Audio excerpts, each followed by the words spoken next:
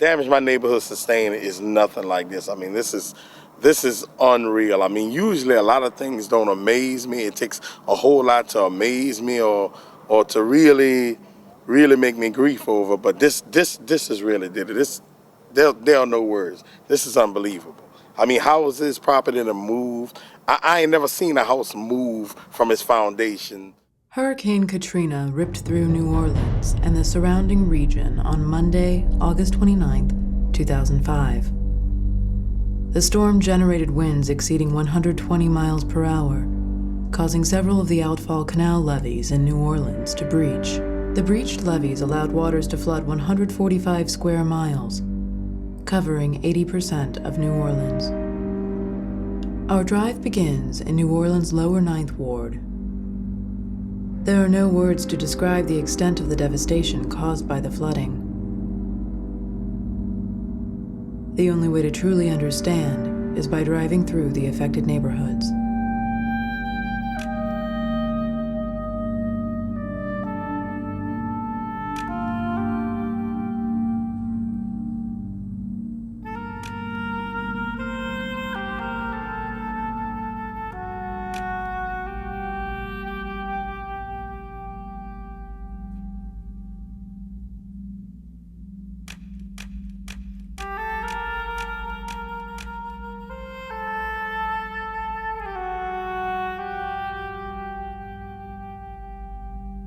For the hundreds of thousands of New Orleanians who evacuated the city prior to Hurricane Katrina, none could have imagined what would soon become of their beloved city.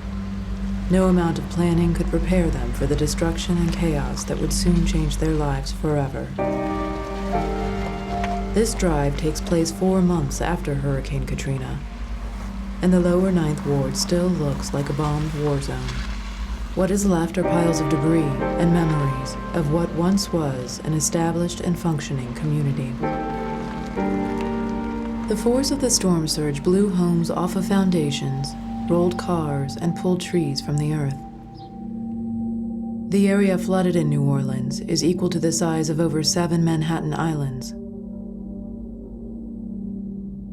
and the size of Washington, D.C., America's capital. Nowhere in New Orleans was the devastation caused by Hurricane Katrina greater than in the lower Ninth Ward. The lower Ninth Ward was settled at the start of the 19th century on the east bank of the Mississippi River. Excluding the industrial and swamp areas north of the Florida Canal, the neighborhood of the lower Ninth Ward is about 2.3 square miles. The neighborhood is adjacent to the Industrial Canal, one of the largest canals in New Orleans. The levees, canals, and ports of New Orleans all contribute to the flow of commerce that serves the United States and beyond.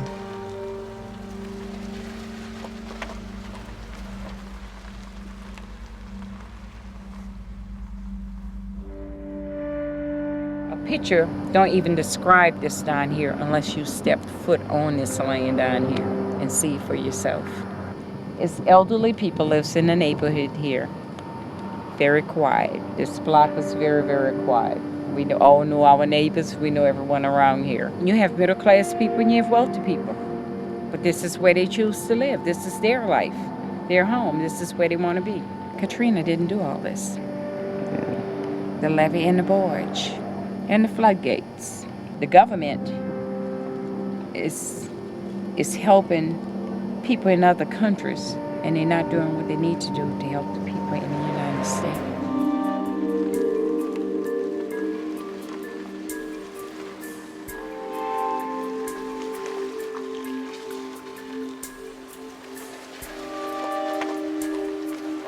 One of 3 apparent sources of flooding came from the Industrial Canal that looms in the backyard of the lower Ninth Ward. It lies west of the neighborhood and breached at 2 points, one a block from Florida Avenue, the second at Claiborne Avenue. To the east, a storm surge from Lake Bourne and the Mississippi River Gulf outlet caused additional flooding.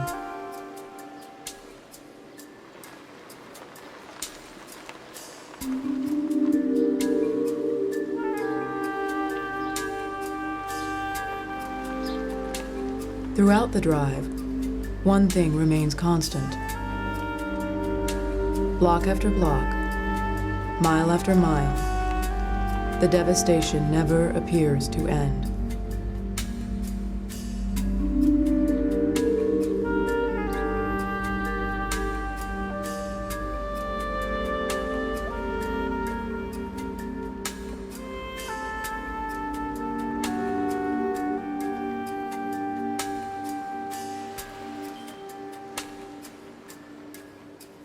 Stains on the sides of homes provide a visual reminder of the surge that flooded the lower Ninth Ward.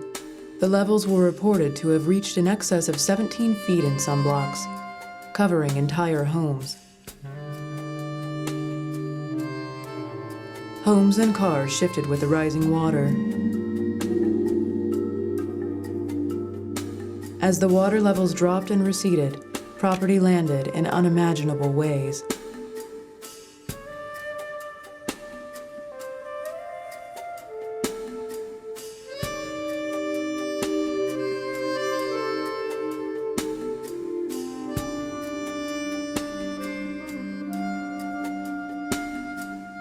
In some cases, homes that were lifted off of their foundations landed in the middle of the street or in a neighboring lot.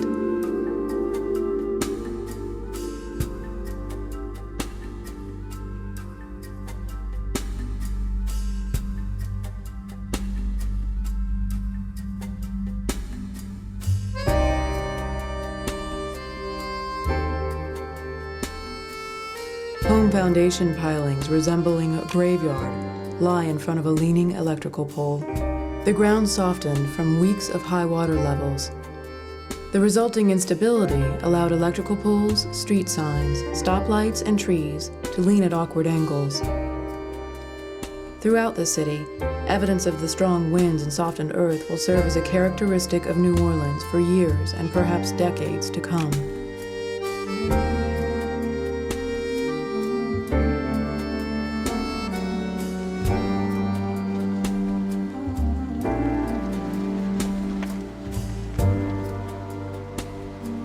Several months following Hurricane Katrina, more than 3,000 people are still reported as missing and have not yet been accounted for.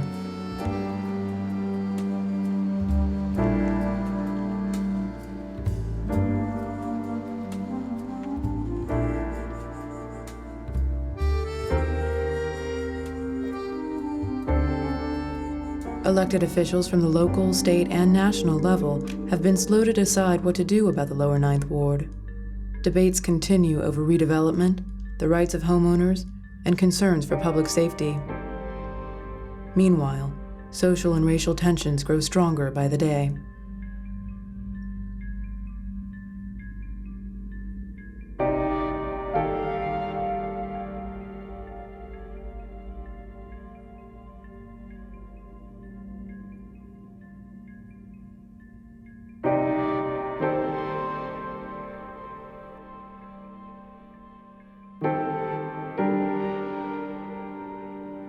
The electrical grid that powers the lower Ninth Ward and many other neighborhoods was damaged and may need to be rebuilt if and when the lower Ninth Ward is redeveloped.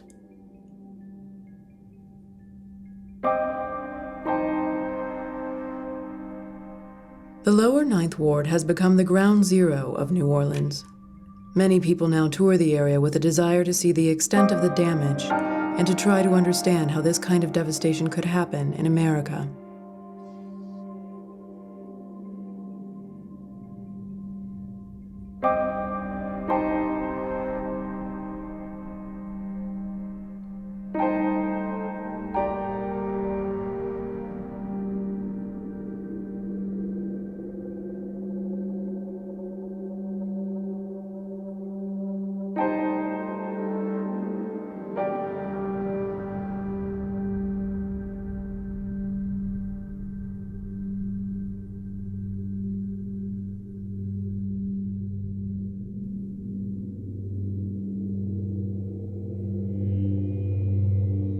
The rising waters turned the contents of these homes upside down. Thousands of homes sat in a toxic soup for weeks. As the water receded, the homes and possessions were forever destroyed.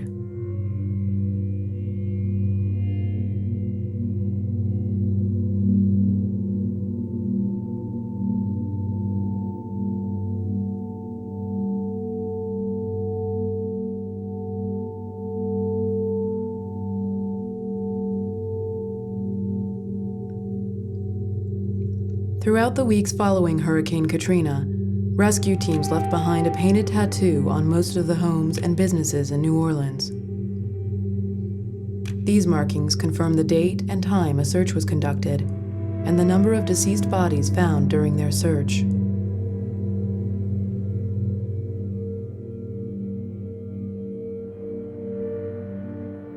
I can't even explain what happened down here because can't find the words to even look at the results of what happened. So everything is moving slow. You don't know what to do.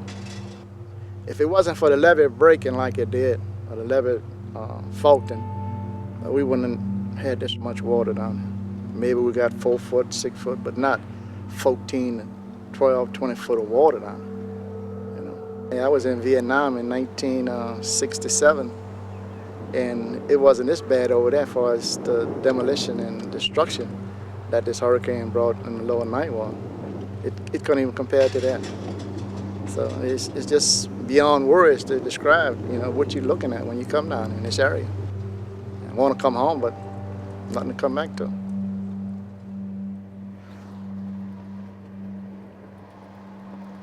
As the drive leaves the lower Ninth Ward, crossing over the Industrial Canal, we see a barge sitting on the banks of the levee. During the storm, the infamous ING 4727 barge allegedly crept into the neighborhood through the breach near Claiborne Avenue. It leveled homes and smashed cars beneath it as it floated in the floodwaters.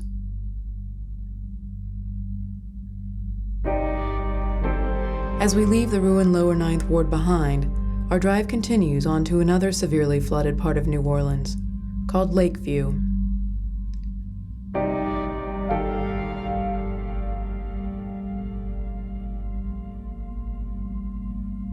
Lakeview's flooding came from the breach of the 17th Street Canal, which basically is a drainage canal that separates Orleans from Jefferson parishes. The levee broke on the east side and basically just let Lake Pontchartrain drain into the city. As soon as you cross over that canal that separates Jefferson from Orleans, it was like, oh my God, because you're just looking out, it goes from green to dead, to no people, no activities, when we first came back here, there were no insects, there were no rodents, no birds, there was no sound at all. The nation decides that this is not something that we want to do, invest all this money in flood protection. They need to understand that that means that we don't have New Orleans. We don't live in a flood area if we have that protection. And if we don't have that protection, there's no reason to be here. It's home to us, to many people.